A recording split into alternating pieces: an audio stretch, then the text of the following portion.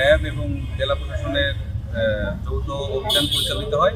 Mobile কোর্টের আমরা এখানে অপরাধ উদ্ঘাটিত হয়েছে। আমরা এই কুরিয়ার সার্ভিসের ভেতর থেকে আমাদের পরিবহনের ভিতর থেকে অনেকগুলো প্রায় 16 বস্তার মতো অবৈধ পলিথিন উদ্ধার করেছি এবং পরিবেশ অধিদপ্তর থেকে এটা জানানো হয়েছে যেটা অবৈধ।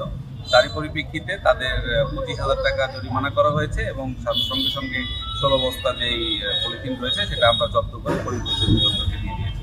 সকলকে ধন্যবাদ। পলিথিনের বিরুদ্ধে আপনাদের এই ধরনের অভিযান অব্যাহত থাকবে? পরিবেশ সংরক্ষণের জন্য তো পলিথিন নিয়ে করতে হবে, সরকার থেকে তো দায়িত্ব করা হয়েছে। ধন্যবাদ।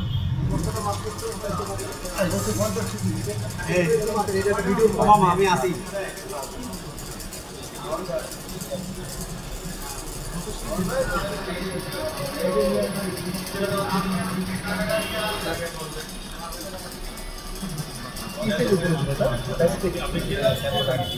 ভাইয়া এটা আনুমানিক দাম কত?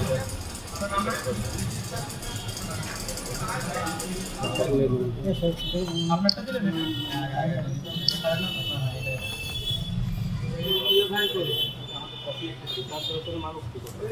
আর তোমরা শোনো একটা কথা বলি, প্রশাসনের যে লোক আছে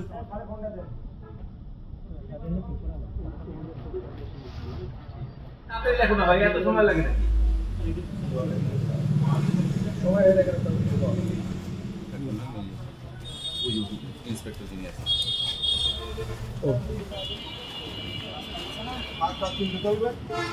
ভাই আপনার তো